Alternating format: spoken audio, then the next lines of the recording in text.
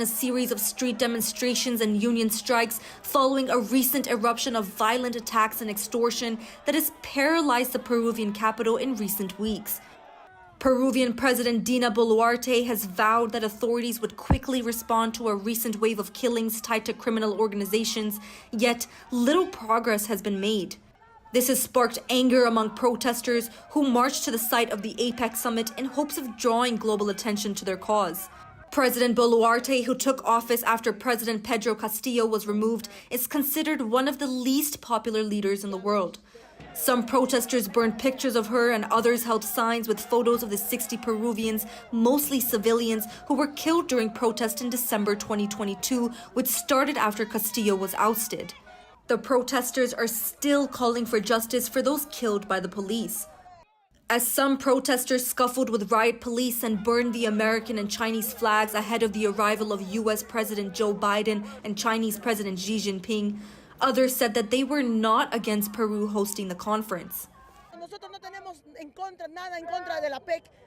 Sería bueno que esa inversión que traigan sería bueno para el progreso de nuestro país, pero lamentablemente no vemos el progreso es mínimo y eso el pueblo está indignado. As the APEC summit is underway, the streets of Lima remain a battleground for those demanding change, with protesters' voices echoing their frustration at a government they say has failed to deliver security and justice for the people. Samia Afsar for NDTV World. And now the other big headline. Well, according to a new Human Rights Watch report, Israel has overseen the forced mass displacement of Palestinians in Gaza in a deliberate and systematic campaign that amounts to a war crime and a crime against humanity. The 154-page report published by the US-based advocacy group on Thursday details more than 13 months of widespread destruction in Gaza that, according to the UN, has seen the displacement of about 1.9 million Palestinians, more than 90% of the territory's population. So absolutely shocking there, the kind of war crime, as the Human Rights Watch report points out. Then let me go across to my colleague Mohammad Ghazali. Ghazali, in fact, you've reported on this from the ground as well, on the humanitarian crisis that has been unfolding in Gaza. And these figures in the, in the UN report don't really capture the essence of, the extent of the crisis on the ground. Children, women, all losing their lives, entire generations being wiped out. See, Vedant, that entire strip, the Gaza strip, we have seen displacement of people for the last 1 year. Israel continues to announce those displacement or safe locations. People move from one location to another considering it safe. But in the last 1 year, there have been numerous instances where when people have moved to one location to another or have moved to a safe location as per the Israeli forces, they have yet again faced attacks there. And this has been going on for the last 1 year. This is relentless. And multiple human rights agencies have highlighted it. And even the UN report says the same. Now, the question is that whether the Western world will accept it or not, because there has been a concerted effort to discredit the HRW or the UNHR or multiple other human rights organizations which have been working in Gaza, which have been reporting and documenting evidences of war crimes, of human rights violations, and targeted killings of kids, women, and elderly. And there have been multiple doctors, medical practitioners, and agencies who are working in that strip and have documented on numerous occasions. But the US State Department continues to discredit it or doesn't even criticize Israel for what it has been going on in the Gaza Strip and now in Lebanon. We have heard that even US State Department, Mr. Antony Blinken, a couple of days ago had said that how they have given Israel a deadline to increase the aid into Gaza, and yet that deadline passed, and the State Department says that they have seen considerable improvement from Israel in allowing the aid to enter into Gaza. But these reports certainly contradict these statements and narratives of the State Department and Israeli army. And the biggest concern is that since the change in regime in United States, will Mr. Trump do anything much more concrete? Because it appears now that the kind of born-home Israeli Prime Minister Benjamin Netanyahu enjoys with Trump, he will now go unhinged for more attacks, for more annexation, because the US, newly appointed US ambassador to Israel and a lot of other officials who are concerned with Middle East in the US, in the new administration, have always advocated for more annexation of land, leading to more conflict. All right, Ghazali, thanks very much for joining us with that perspective there. As Ghazali is reporting, what is critical now is to be seen whether the West accepts this report on Israeli war crimes or not. But moving now to how the Trump administration is taking shape. Well, Donald Trump is continuing with his whimsical picks. In fact, he's set to return to the White House after the stunning victory, and he's appointed anti-vaccine activist Robert F. Kennedy Jr. as his Secretary of the Health Department. Remember, Robert F. Kennedy Jr. is a former independent presidential candidate who has a history of spreading conspiracy theories, including about vaccines.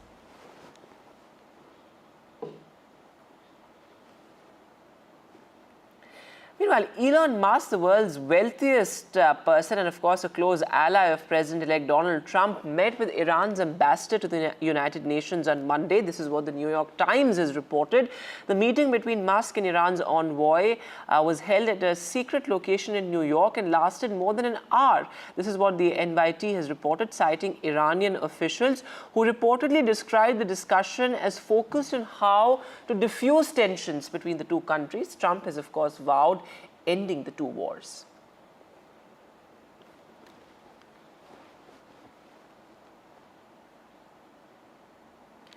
And moving now to our big focus on the World 24/7 this morning. Well, Climate Action Tracker has said that there has been a 3-year standstill in global warming projections with no improvement since 2021. An absolutely startling report. In fact, based on the aggregate effect of current climate policies, the world is on a path toward 2.7 degrees Celsius of warming. This is what the report has said. In fact, CAT said that 2024 has been marked by minimal overall progress on the global warming climate crisis. CAT's annual climate report said while Donald Trump's election with impact projected temperature levels due to expected rollbacks of climate change policies, it's uncertain to what extent. But what's absolutely shocking is that there's been no improvement in terms of the global warming levels since 2021. Joining me on the show this morning, well, St. Warren Rose, founding director of NDTV Institute. Thanks very much, Mr. Rose, for being with us. Absolutely startling report there. And my first question to you, there has been this understanding that those who are least responsible for global warming, those who are least responsible for climate change, are the worst affected. And that's something that we've seen only exacerbate perhaps in the past 2 years or so. That's absolutely right. And it looks like that trend is going to continue, especially with the technologies of artificial intelligence being developed in the United States.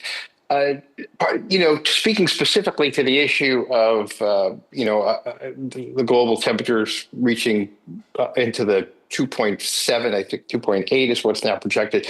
It's not that we're doing a poor job in developing renewables. Overall, if you look at, Portugal, for example, has done a fantastic job.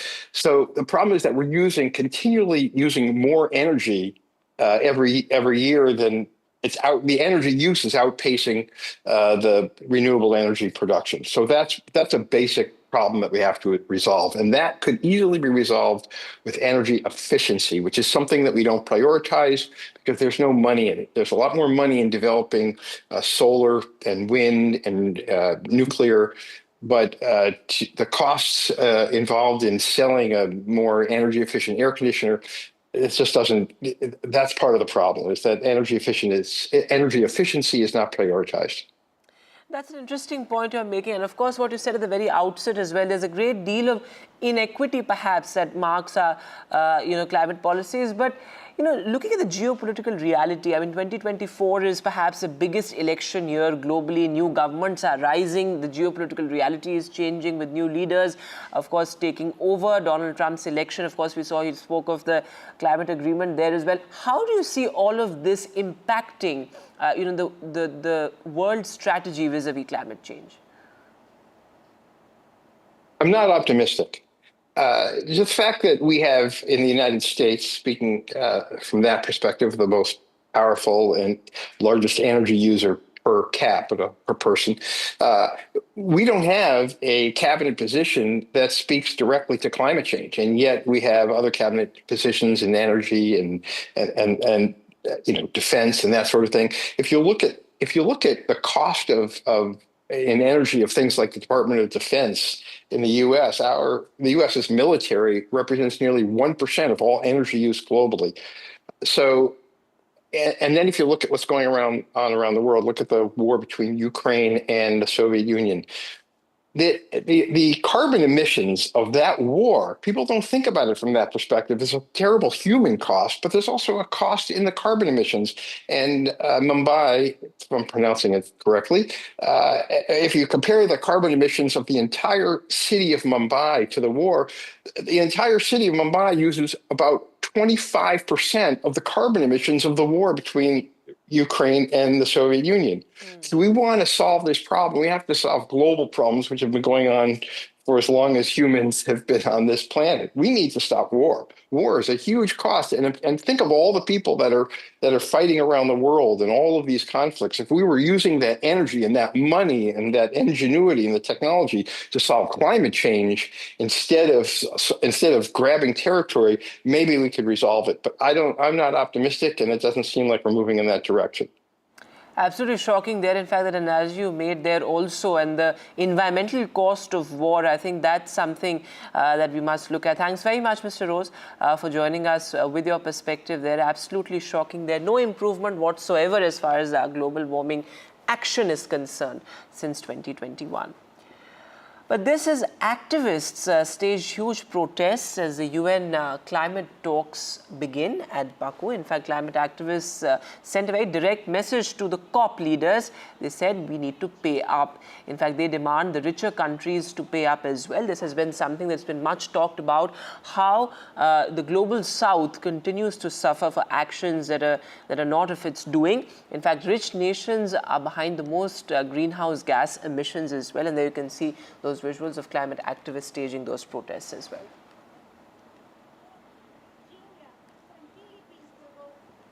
Moving now to a video that has gone absolutely viral on social media. Well, an absolutely ingenious form of protest in the New Zealand Parliament. The Maori protest paused the New Zealand's Parliament. This amid debate over race relations law. The race law is set to redefine the nation's founding agreement. The founding agreement vowed to land rights to the Maori tribe, and the new bill is set to specify land rights that should apply to all. The vote was suspended. In fact, 2 lawmakers were ejected also after the protest.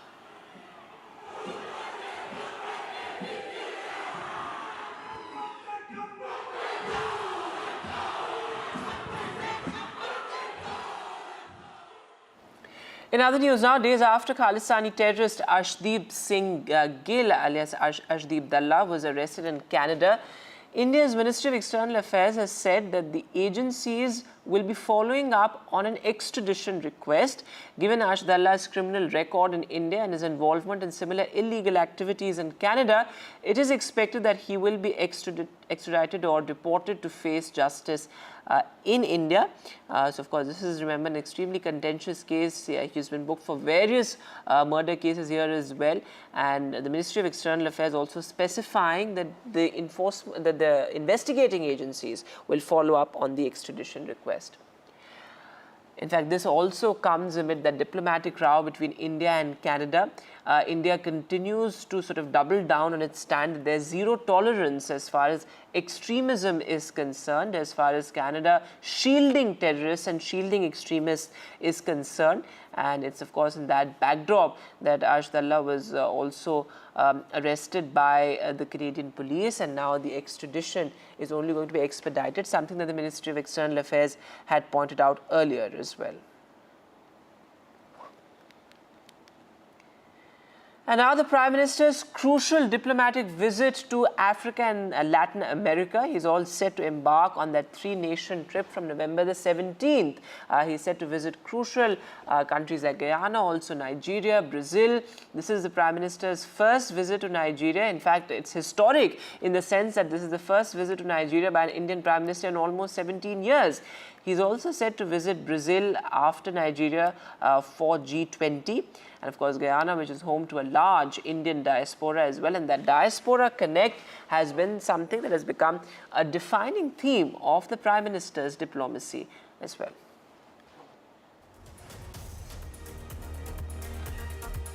That will take a short break now, but a lot more news and updates on the other side.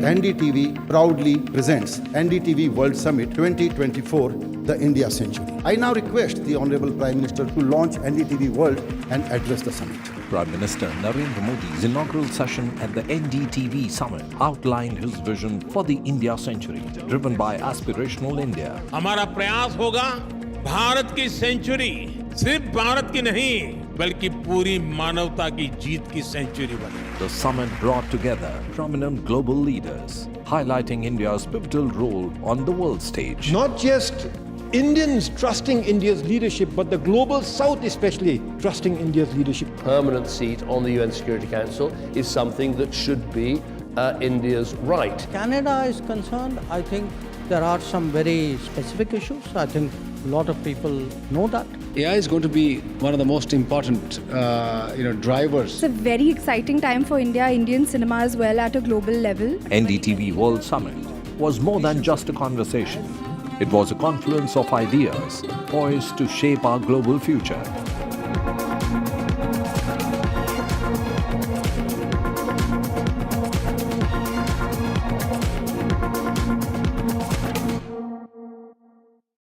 Stay informed and entertained with the new and updated NDTV News app. You can watch all our channels live, listen to podcasts, read breaking and exclusive news from around the world and more. Download the NDTV app today and get access to the best journalism and storytelling on your smartphone or tablet. The NDTV app. News that matters to you. NDTV proudly upholds its legacy of trust and credibility. According to the prestigious Reuters Institute's Digital News Report 2024, NDTV is the topmost news platform in the country. Number one in both online and offline reach in India, beating all its competition. NDTV stands for trust. Hello and welcome to India Sense, where I speak with global opinion makers. The United States has made a strategic decision over the last 20 years to move closer to India. Now, a $7 trillion economy seems a perfectly conceivable number. If you want to be a national party, it's that you sort of accept the way the world is rather than want to endlessly hark back to how it was. Modi is promoting the digitization of the economy, which is accelerating growth in the country.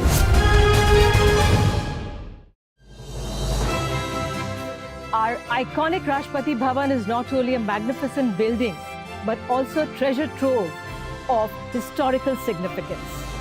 यहाँ जो किताबें हैं, बहुत पुराने किताबें और बहुत rare किताबें. दूसरे लाइब्रेरी में इस तरह की किताबें नहीं मिल सकती. The prestigious President Library of Rashtrapati Bhavan has a rare collection of books, some of which are 200 years old, and they are being digitized now. किताबों को डिजिटाइजेशन करना चाहिए और शुरू कर दिए हैं और इससे लोगों को बहुत फायदा हुआ है.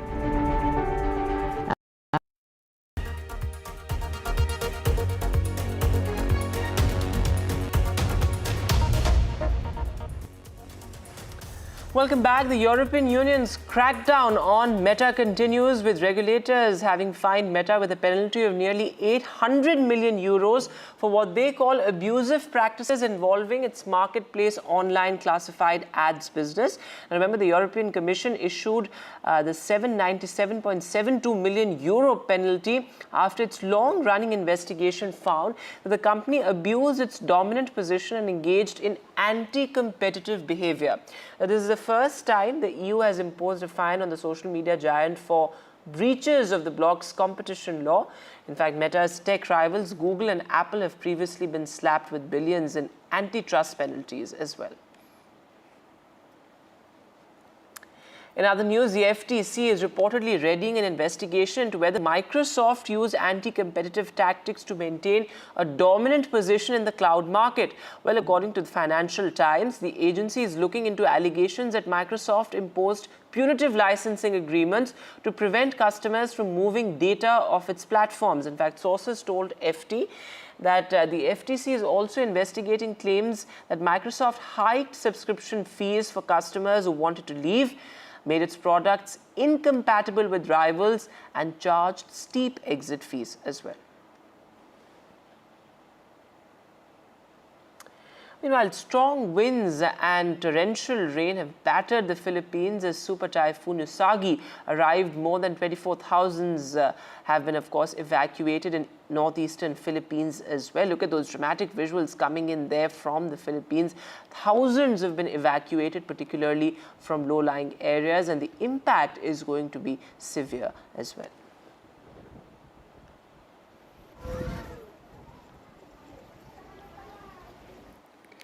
Meanwhile, Spain is bracing for more storms after flash floods. In fact, heavy rain is expected in Spain's Valencia region. Rainstorms in Spain threaten to overflow rivers as well. In fact, the new storms have caused school closures. Schools have been closed across Spain. Multiple trains have been delayed and cancelled also. Remember, in the flash floods, over 200 people were killed and thousands lost their homes as well. The impact was absolutely catastrophic there, as you can see in those pictures, and now Spain bracing for a severe storm as well.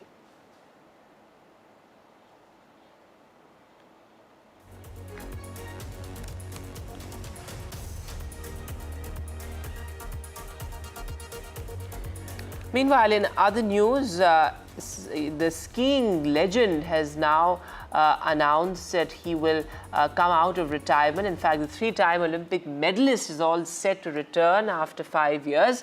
What a comeback it will be.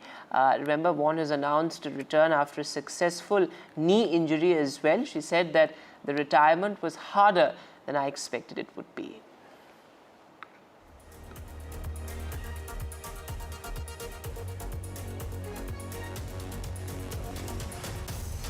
All right, that's all the time that we have on the World 24/7. Thanks so much for watching. Goodbye.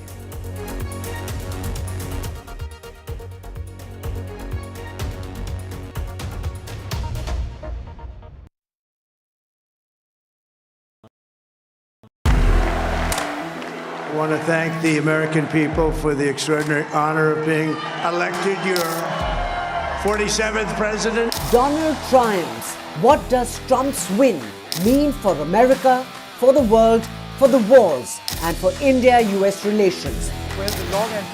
Non-stop coverage on NDTV. Top analysts and voices from the ground. Extensive coverage on NDTV.